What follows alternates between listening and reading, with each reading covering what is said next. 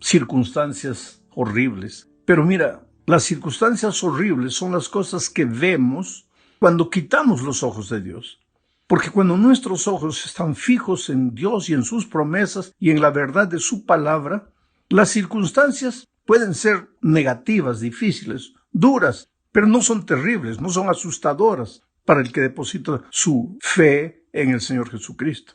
Por eso vamos a estudiar esta semana una vez más sobre el poder autoritativo de nuestra teología, que es la Biblia. Hay mucha gente que se pregunta, si existe una sola Biblia, ¿por qué existen tantas iglesias, tantas religiones en el mundo? Tú sabes que en el mundo existen 9 grandes religiones, el cristianismo, el islamismo, el shintoísmo, el brahmanismo, en fin. Pero solo dentro del cristianismo hay por lo menos unas 5,000 subdivisiones y todas con la Biblia abierta. Ahora, si hay una sola Biblia, debería haber una sola iglesia. ¿Pero por qué este fenómeno? El problema, sabes, es la interpretación que los varios grupos religiosos le dan a la palabra de Dios. Hay factores que influyen en la interpretación bíblica. Por ejemplo, la tradición, la cultura, la experiencia personal, la razón. No hay duda de que cada una de ellas afecta de alguna manera nuestra interpretación de la palabra de Dios. Pero la pregunta es, ¿hasta qué punto eso es correcto? ¿Hasta qué punto es correcto que la tradición, la cultura, la experiencia personal influyan en nuestra interpretación de la palabra de Dios? Pues ese es el tema de esta semana. Veamos primero el tema de la tradición. ¿Qué es la tradición? El diccionario define tradición de la siguiente manera. Tradición es la transmisión de noticias, literatura popular, doctrinas, ritos, usos y costumbres que se mantienen de generación en generación. En realidad, la tradición está formada por las pautas silenciosas de convivencia que una comunidad considera dignas de guardar y mantenerse de generación en generación. De este modo, esas pautas silenciosas se constituyen en parte integral de los usos y las costumbres de esa comunidad, para que sean aprendidas por las nuevas generaciones como un legado cultural. O sea, tradición, en unas palabras simples, es todo lo que nuestros padres, abuelos, bisabuelos hicieron y que nosotros continuamos haciendo porque ese legado fue pasado del bisabuelo al abuelo, al papá y llegó hasta nosotros. Ahora, la tradición, mira, mi amigo querido, la tradición en sí no es mala. Nos puede ayudar a mantenernos conectados a nuestras raíces y es bueno que lo estemos, porque cuando tú te olvidas de tus raíces, de cierta manera pierdes tu identidad.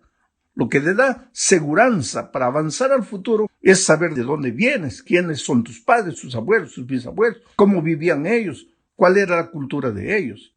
Y es justamente por causa de eso que la tradición pues juega un papel importante en la vida religiosa de una comunidad y de los miembros de esa comunidad. Sin embargo, la tradición involucra también algunos peligros. Veamos, por ejemplo, el problema de una tradición buena que los judíos tenían, que con el tiempo se volvió un peligro para la vida espiritual de ellos mismos. Marcos 7, 3 y 4 dice: porque los fariseos y todos los judíos, aferrándose a la tradición de los ancianos, si muchas veces no se lavan las manos, no comen. Y volviendo a la plaza, si no se lavan, no comen. Y otras muchas cosas hay que tomaron para guardar, como los lavamientos de los vasos de beber y de los jarros y de los utensilios de metal y de los lechos. Ahora yo te pregunto a ti, mi amigo, ¿estaba errada esta tradición de los judíos? Completamente no, claro que no. Hoy, en tiempos del coronavirus, ¿tú crees que los judíos estaban equivocados? Claro que no. Ellos no comían si no se lavaban las manos. Ahora, el problema fue que con el tiempo esa buena costumbre de lavarse las manos antes de comer, esa buena costumbre que había pasado de una generación a otra, se empezó a volver una especie de regla de fe y de valor espiritual. El judío, en aquellos tiempos, podía estar mal espiritualmente, viviendo en pecado escondido. Pero si se lavaba las manos en público antes de comer, ya se sentía un buen cumplidor de la tradición y, por tanto, con derecho al reino de los cielos. Por eso, en cierta ocasión, cuando los discípulos no se lavaron las manos antes de comer, los judíos le preguntaron a Jesús, ¿por qué tus discípulos no se lavan las manos? Y entonces Jesús respondió lo que está en Marcos 7, 6 y 7. Respondiendo él les dijo, hipócritas, bien profetizó de vosotros Isaías, como está escrito, este pueblo de labios me honra, mas su corazón está lejos de mí, pues en vano me honran, enseñando como doctrinas mandamientos de hombres. ¿Tú te das cuenta? Esa buena costumbre de lavarse las manos antes de comer, para los judíos se había vuelto una especie de requisito de salvación. Ahora, no hay nada de malo en lavarse las manos, hay que hacerlo. Es higiénico, es por tu salud, pero de ahí a pensar que si no te lavas las manos te vas a perder y no tienes derecho a la salvación, hay kilómetros y kilómetros de distancia. El problema en la tradición en los tiempos de los judíos fue que tomaron las costumbres buenas y las hicieron regla de fe. Y este es el peligro que puede suceder con nosotros hoy. Ahora, lo más triste de todo es que la tradición tiende a aumentar con el tiempo, va acumulando cada vez más detalles a los aspectos que originalmente formaban una costumbre original. De generación en generación van aumentando detalles y entonces van deformando la buena tradición. Estas tradiciones humanas en los tiempos de Cristo, aunque eran promovidas por los ancianos respetados, es decir, por los líderes religiosos de la comunidad judía, no eran ni podían ser iguales a los mandamientos de Dios. Pero esas tradiciones humanas de los judíos, a la larga, llegaron a un punto en el que, como dijo Jesús, invalidaron la palabra de Dios. Ahora viene una pregunta interesante. ¿Cómo distinguimos nosotros entre la palabra de Dios y la tradición humana? ¿Por qué es tan importante que hagamos esta distinción?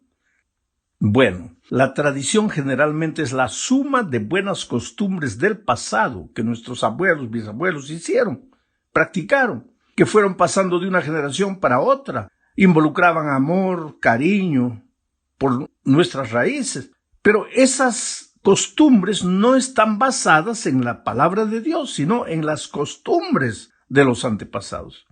Nuestra fidelidad, querido, no tiene que estar limitada a lo que hicieron nuestros abuelos y bisabuelos. Necesitamos ser leales al Dios vivo que ha revelado su palabra o su voluntad en la palabra escrita. Por lo tanto, la Biblia ejerce una autoridad que reemplaza a todas las tradiciones humanas. La Biblia está por encima y por sobre todas las tradiciones, incluso por encima de las tradiciones buenas.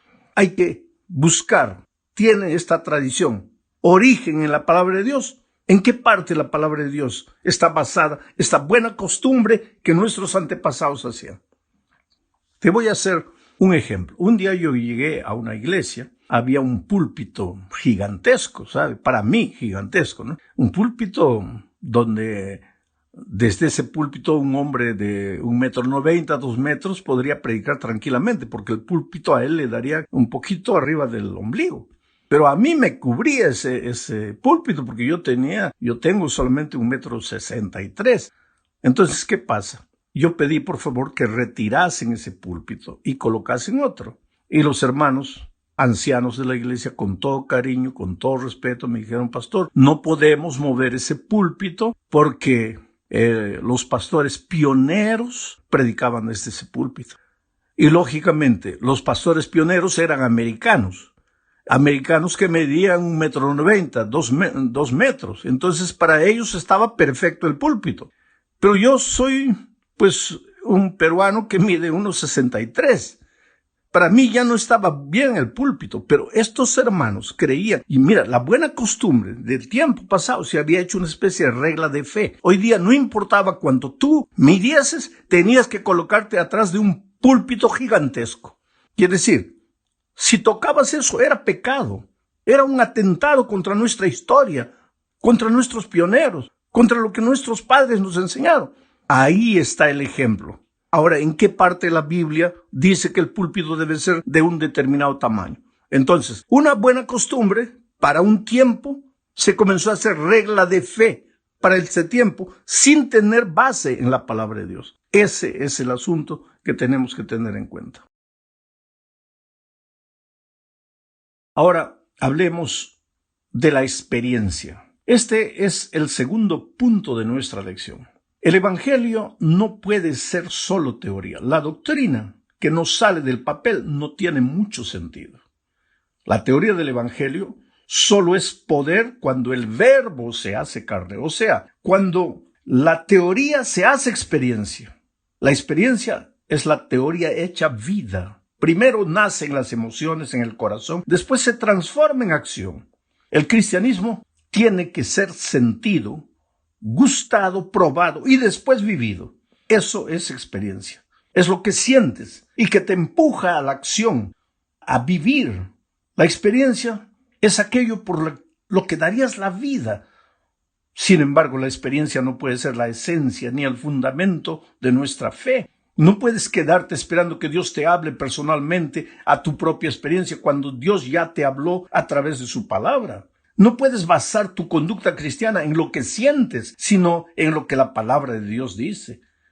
El sentimiento no está por encima de la palabra de Dios. Observa lo que dice Pablo en 2 Corintios, capítulo 11, versículo 3.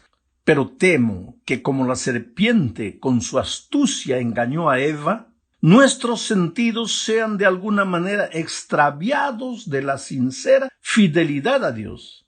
Percibe el raciocinio de Pablo. La serpiente con astucia engañó a Eva. Y Pablo dice, mi temor es que nuestros sentidos, nuestros sentimientos, así como la serpiente, de manera astuta nos desvíen de la sincera fidelidad a Cristo. Tú puedes ser hasta sincero, pero si basas tu vida cristiana solo en lo que sientes, estás mal. Veamos el caso del paralítico, por ejemplo, en el tanque de Bethesda. Estaba paralítico, no podía andar, 38 años sin andar. Vino la palabra de Dios. Jesús le dijo, levántate, toma tu lecho y anda. Pero el paralítico no sentía nada, no sentía que estaba curado, estaba paralítico. Podría haberle dicho a Jesucristo, oh Señor, yo quisiera andar, sí, pero estoy paralítico, yo siento que estoy paralítico. Si hubiera hecho eso, el paralítico se hubiera quedado paralítico para el resto de la vida. Pero él, a despecho de lo que sentía, creyó en la palabra de Jesús y se levantó y anduvo. Entonces, querido, el sentimiento es bueno. El sentimiento le da sabor a la vida cristiana. Pero cuidado con normar tu vida cristiana solo por el sentimiento. Por eso Dios te dejó su palabra. En el tercer punto de este estudio veremos el papel de la cultura en la interpretación bíblica. Es innegable el poder y la fuerza de la cultura en nuestro comportamiento. El drama que vivimos hoy es el hecho de que vivimos 6 días de la semana sumergidos en la cultura que nos rodea y algunas pocas horas el sábado en la iglesia, donde recibimos las enseñanzas bíblicas. Y esas enseñanzas bíblicas no siempre apoyan lo que la cultura enseña. Entran hasta en contradicción. Y ahí tú te quedas entre la cultura y la palabra de Dios. ¿A quién sigues? ¿A la cultura o a la Biblia? El resultado de todo esto es lo que estamos llamando hoy de secularismo. El cristianismo secular intenta infiltrar en las iglesias las enseñanzas de la cultura en detrimento de las enseñanzas divinas. El otro día, por ejemplo, un anciano de iglesia, delante de la intransigencia de algunos hermanos, querían hacer de la iglesia una especie de sindicato. Me preguntó, pastor, ¿en todos los lugares es como aquí? Mi respuesta es, depende, querido. ¿Depende de qué? De la cultura. Tú sabes que el espíritu sindicalista está presente en todos los lugares, en todos los países, bajo diferentes ropajes. Y es lógico que esos mismos hermanos que participan de sindicatos, de agremiaciones de reivindicación durante 6 días, vienen a la iglesia y quieren que la iglesia también funcione como un sindicato. La palabra de Dios no tiene mucho valor para ellos. Lo que importa es, entre comillas, el mundo está cambiando y ¿por qué nosotros también no cambiamos? Quiere decir, si la cultura cambia, que la palabra de Dios también cambie. No es así. Yo podría dar otro ejemplo, pero no lo voy a hacer. Podría hablar sobre el homosexualismo, por ejemplo. En cierto país, alguien dijo, pastor, el homosexualismo en este país antes era prohibido. Hoy es aceptable. Pero si vamos así, dentro de poco será obligatorio. ¿Tú te das cuenta? La cultura cambió. Entonces nosotros también tenemos que cambiar. No, pues querido, la palabra de Dios es palabra de Dios eterna. Sus valores no cambian. ¿Cuál es el consejo de Cristo? Mira lo que Él dijo en su oración intercesora, Juan 17, 14 al 16. Él oró a Dios diciéndole, yo les he dado tu palabra. ¿A quién? A los discípulos. Y el mundo los aborreció. Quiere decir que si tú quieres respetar los principios de la palabra de Dios, el mundo te va a aborrecer.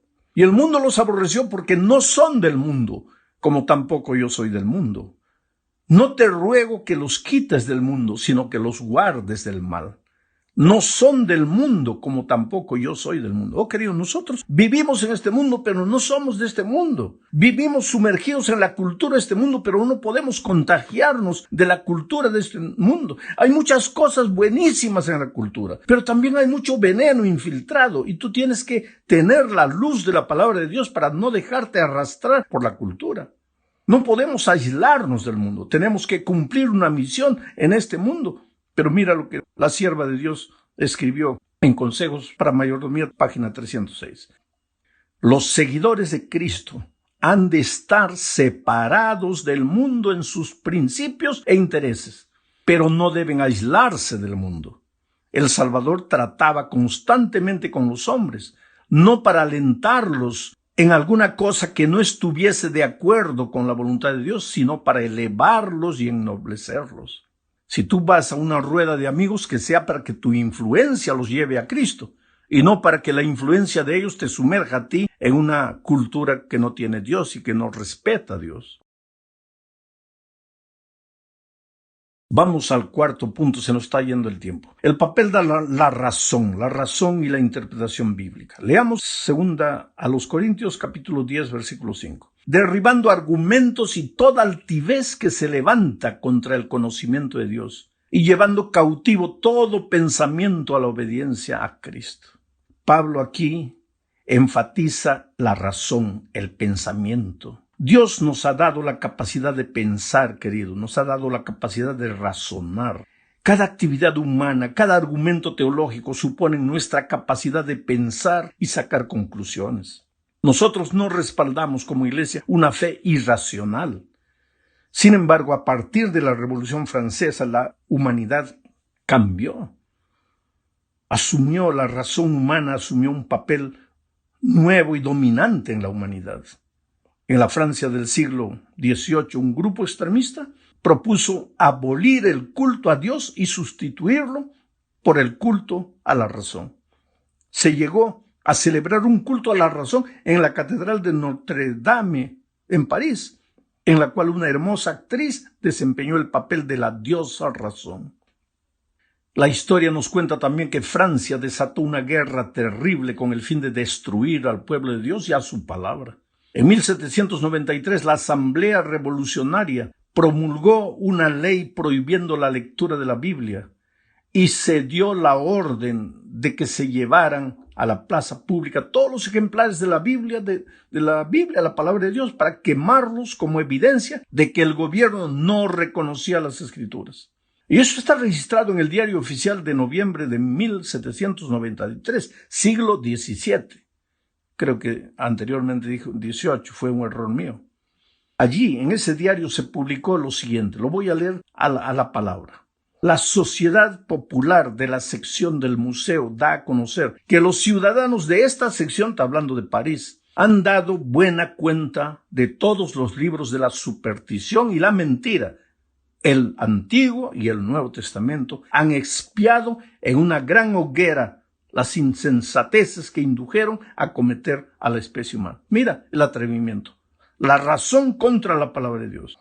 Observa que por un lado, como vimos en el punto anterior, hay gente que basa su experiencia espiritual en el sentimiento. Pero ahora vamos a ver que en el siglo XVII comenzó otra historia. Ahora, basar la fe en la razón. Es decir, basar lo que crees en la razón. Gente que basa su experiencia espiritual únicamente en la razón. Esta manera de ver las cosas, llamada racionalismo, es la idea de que la verdad no es sensorial, sino intelectual. y deriva de la razón. En otras palabras, existen ciertas verdades y solo nuestra razón puede captarlas. Esto hace que la razón humana sea la prueba y el criterio para la verdad. La razón se convirtió en la nueva autoridad ante la cual todo lo demás debe inclinarse, incluyendo la autoridad de la Iglesia y, lo que es más grave, la autoridad de la palabra de Dios. En el siglo pasado hubo un teólogo llamado Rudolf Bultmann. Él falleció en 1976. Él fue autor de la famosa teoría denominada la desmitologización de la Biblia. ¿Qué quiere decir eso? Él decía, si vamos a evangelizar,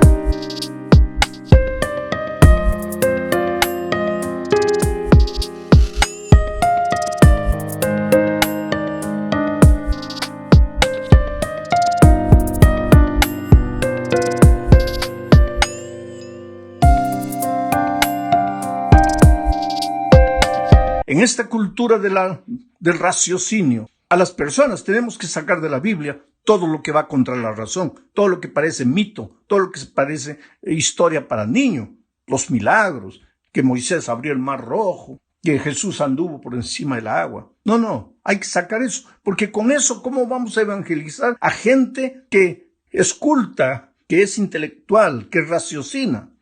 Y mira que este era un teólogo. Ahora, queridos, si nosotros le sacamos a la Biblia todo lo que no entra en la razón, pues no te va a quedar nada. Porque la Biblia no es un libro solo para raciocinar.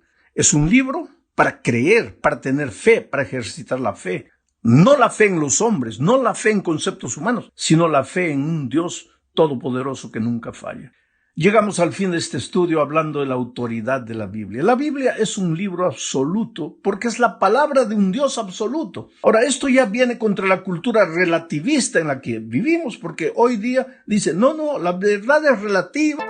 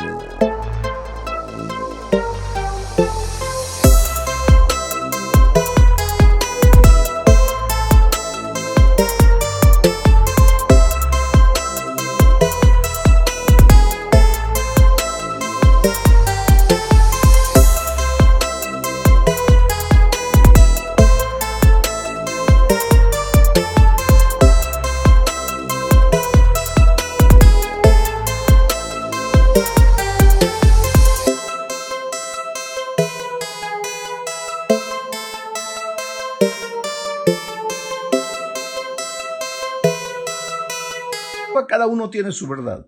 Pero la palabra de Dios dice, no, Dios es absoluto, su palabra es absoluta y cada uno no tiene su verdad, solo existe una verdad. Jesucristo dijo, yo soy el camino, la verdad y la vida. Entonces nuestra fe tiene que estar documentada únicamente en la palabra de Dios. Podemos sacar buenas cosas de la razón, de la experiencia, buenas cosas de la tradición, pero nada sustituye a lo que la palabra de Dios